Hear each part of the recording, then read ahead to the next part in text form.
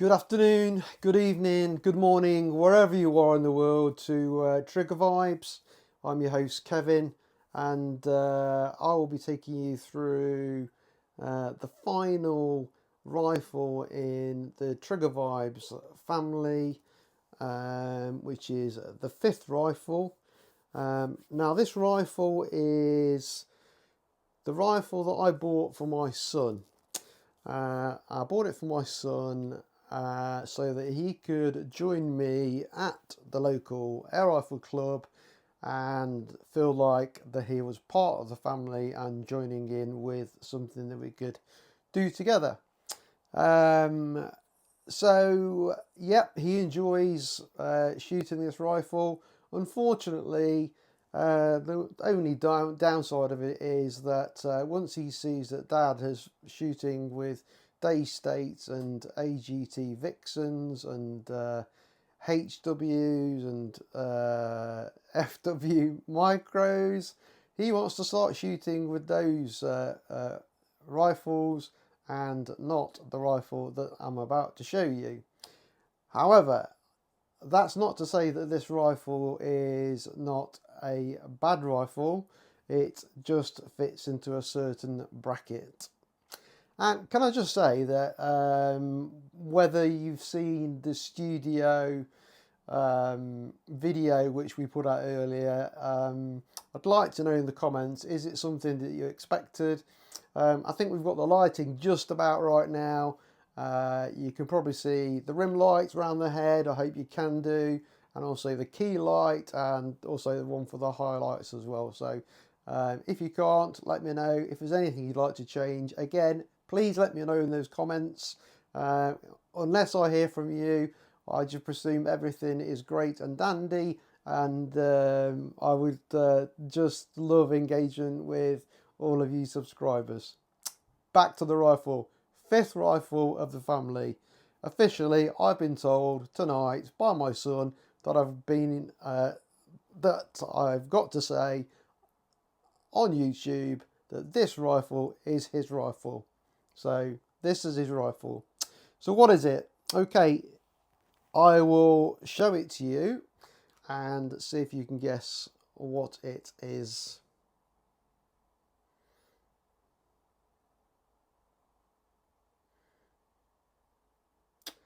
So there is your quick preview of my son's rifle. So this rifle, I'm going to hold this up and let's hope the AI sticks with me tonight. This rifle is a Gamo Phox 40. You can buy these separately, but they're quite often bought as part of a package. Now, I bought this rifle as part of a package because children being children, you never know whether they're going to take up a sport or not, and you don't want to overly spend on an air rifle for them to give it up 2 weeks later. So I felt it was appropriate not to spend over probably £500 on a rifle and a scope for him to then turn around and say, Dad, I don't want to do this anymore, I want to go and play chess or play football or do something else, which is absolutely fine. Kids these days can do so many different things, which is great. So the Phox 40, yep, you can buy it separately, you can buy it part of a package. We bought this as part of a package. Part of that package is you bought the rifle itself, you got a pump with it, which we have never used because I've got an O2 bottle. You got probes with it. You've got a very, very, very cheap fixed focused, almost out of focused scope with it. I wouldn't even bother with the scope, to be honest. And a bag, tin of pellets, and some target cards, and I think one or two magazines, and away you go, enjoy yourselves with your son. So that's what we got. And when I received this rifle, you can quite clearly see where the difference is in terms of budget. Now, it sounds like I'm being quite negative about this rifle. I'm not. It's just that you can see where the extra money goes when you're starting to buy the likes of Daystate and AGT and Vixen and all those kind of things. Since I bought this rifle probably 18 months ago, there have been a significant number of rifles at that lower price grade which are significantly better in every way than this rifle. However, at that time, this rifle was probably one of the best all-round packages that I could have bought. So what is it? It's a Sporter stock PCP rifle. It is unregulated, which I've got to admit at the time I didn't know. But it's an unregulated rifle. The air tank sits in here. The manometer or the pressure gauge sits at the end where I don't like it. So it's where your face goes very close to the end of the barrel, and you can see how much air you've got left, which is not a lot with this rifle, believe it or not. Yeah, this rifle is in 177. You can buy it also in a 2.2 as well, but seeing as all my other PCPs are in 177, I thought, well, let's get him the same, and we're on the same playing card there. In terms of power, it goes up to 12 foot-pounds. I've not chrono tested this, but I am presuming, and in fact actually I should chrono test this. It should come in at around 11 foot-pounds, but I've never seen any official documentation about what it's coming in at. So that is a job that I will do tomorrow on the FX chrono. I've not used that, and I'll probably demonstrate that piece of kit to you. But there you go. Barrel is a cold hammer forged match grade. It's got a 1/2 inch UNF thread, so you can, this silencer, this moderator, you get with it. We've not changed it. I don't think it's the greatest silencer out there. I don't really even think it's a silencer. I think it's a piece of metal which they've put onto the end which looks like a silencer. It does take some of the bark away from the rifle, but it's there are better ones out there. But again, I go back to the price of this rifle, and you know, it's got all the features, but perhaps not at the quality of my other rifles, which is understandable because of the price. So I have to keep telling myself that. In terms of the action, it's a bolt action rifle, which is here. It is basically, to load the rifle is you pull the bolt back. It's quite firm actually to pull it back, and then push forward.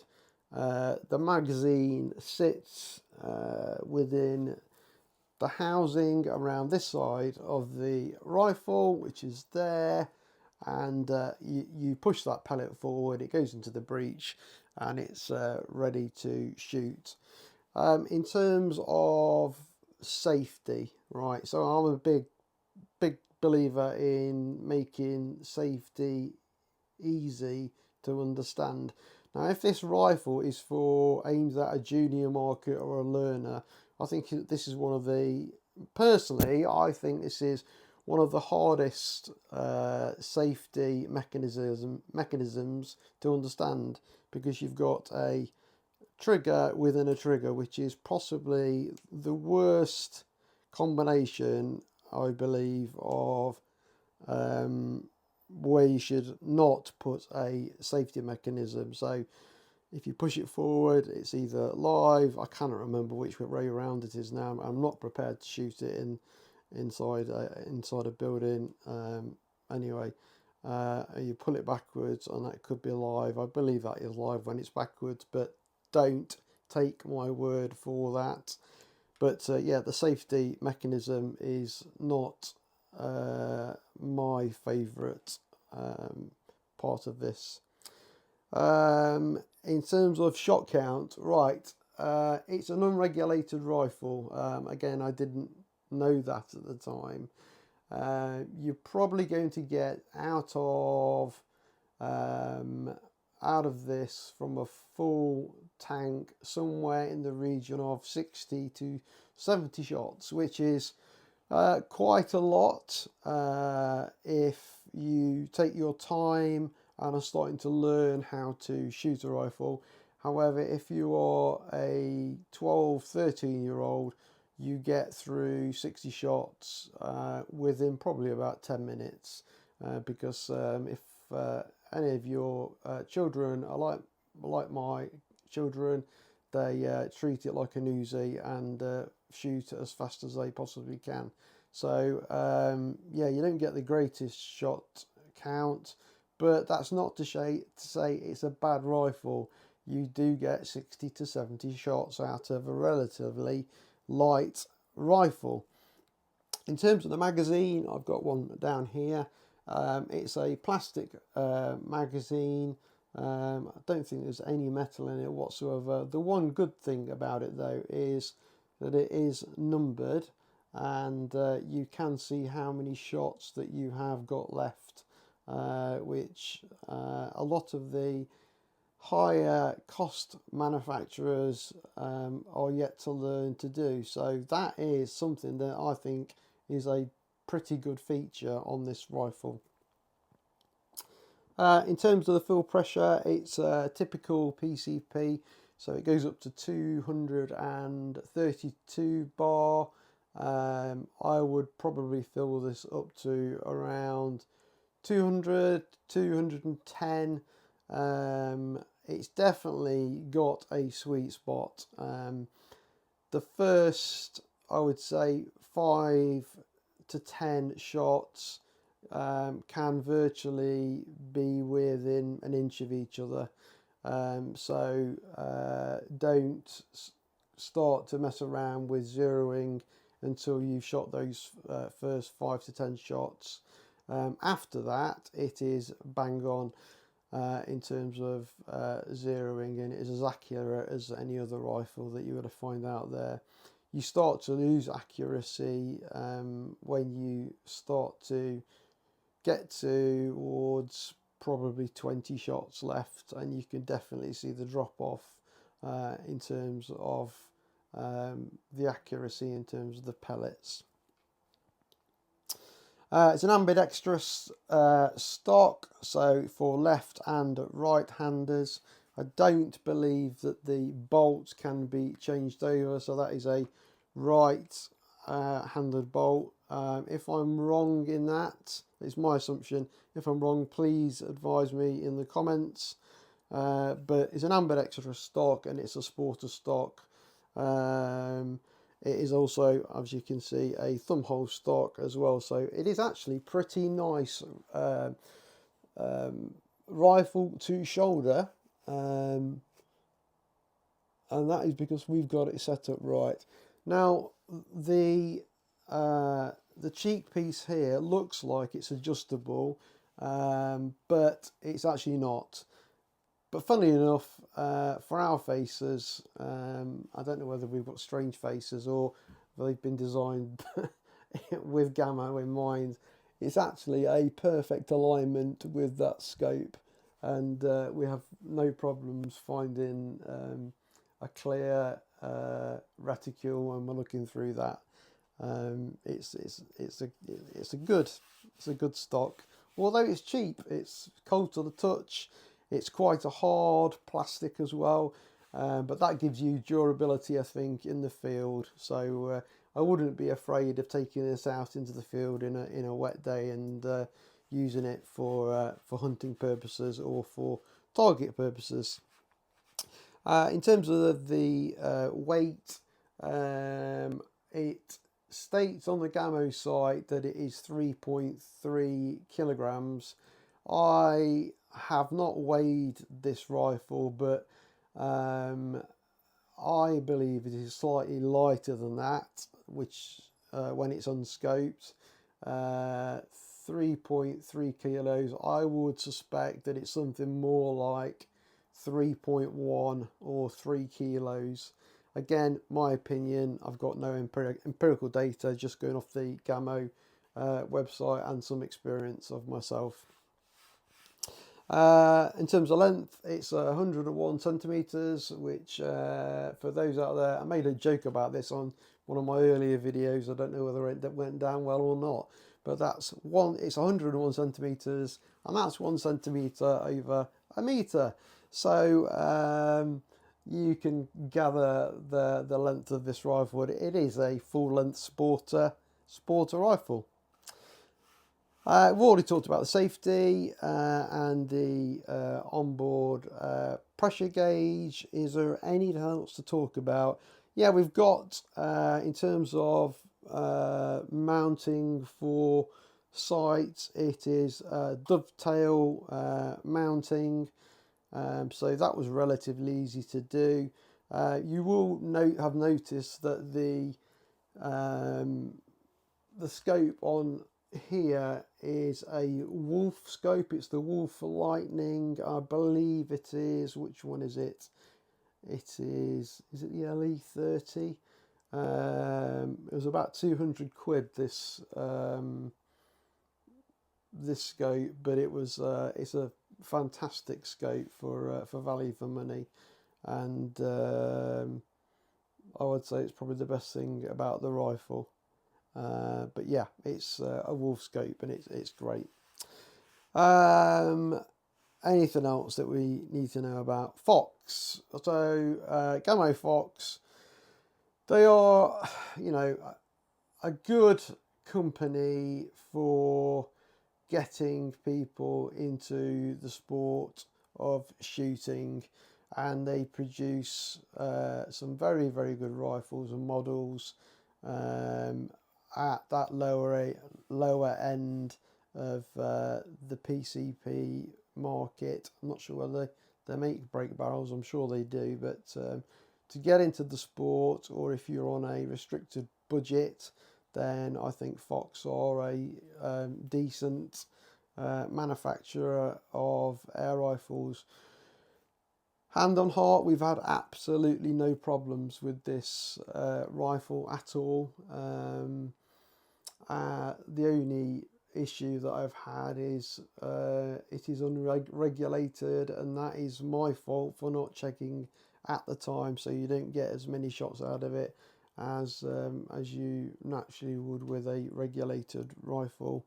I enjoy shooting with this rifle just as much as shooting with any of my other rifles, because again, it gives you a different experience.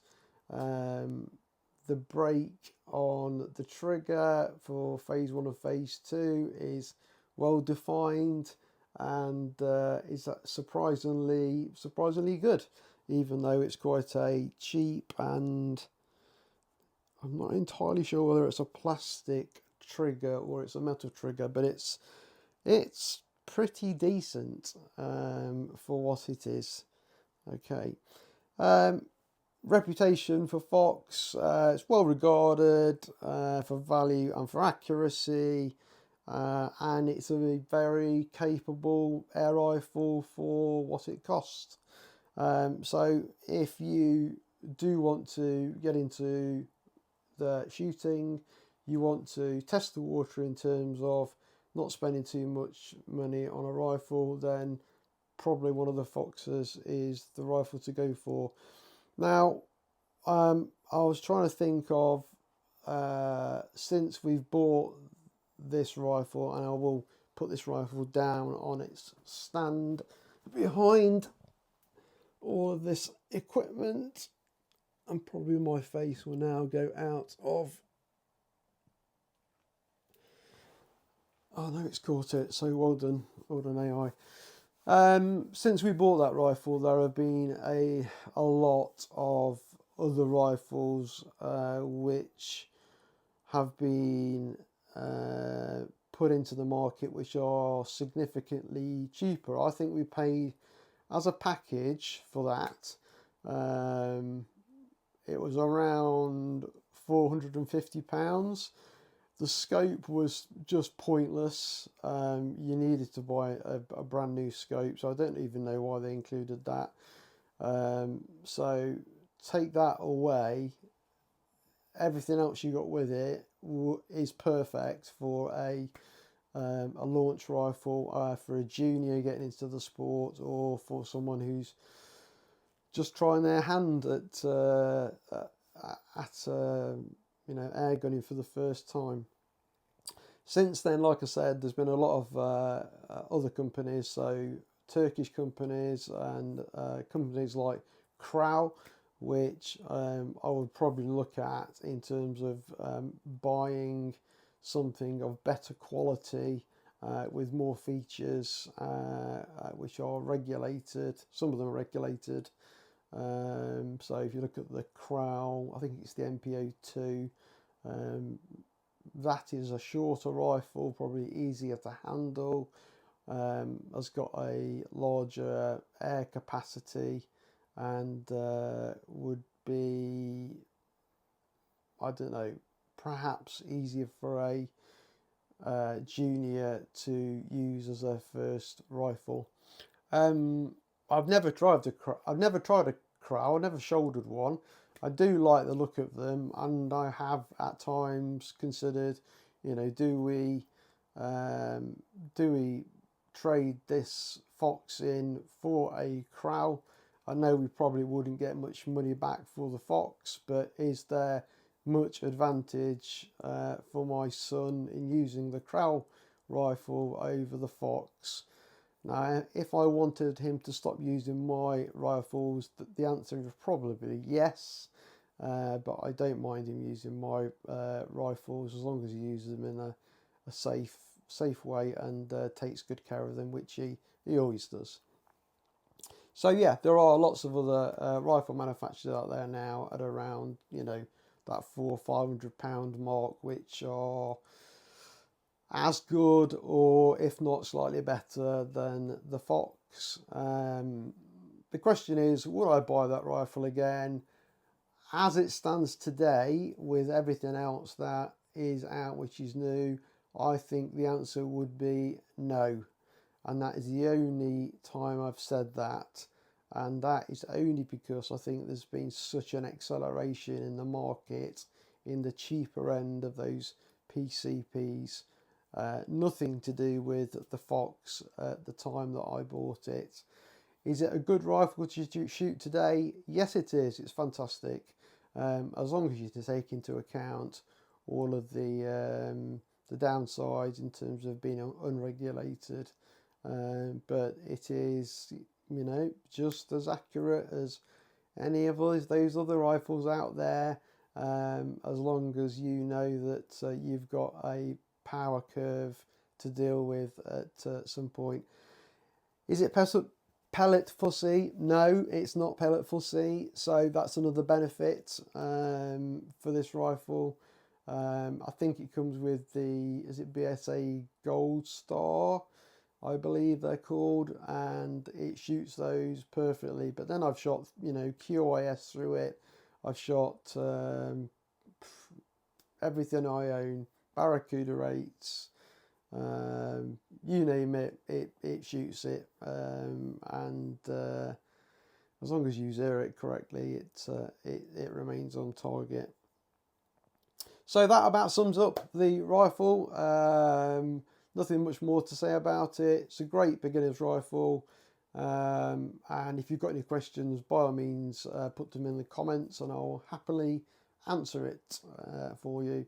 If you're looking to buy one second hand, because someone might want to trade one up for a crow, as in me, then give me a direct message.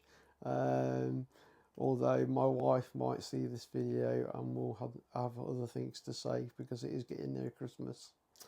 Right, so Trigger Vibe subscribers, fans, anyone else who's tuned in to listen to me talk about this rifle, thank you for your time. I really appreciate it. Without you guys, I would not be making these videos.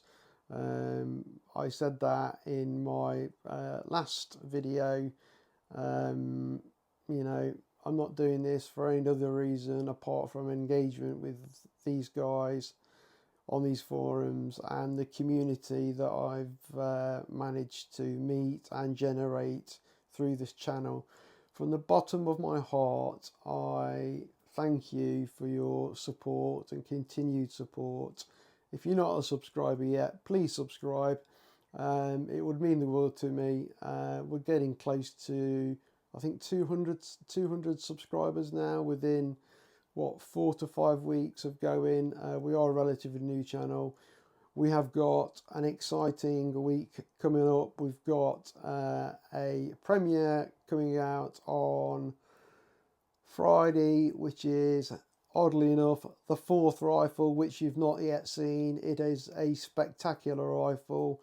I am filming at 2 other permissions this week and using some new technology in that, in terms of drones and all sorts of other things. So please watch out for that. You'll really enjoy it.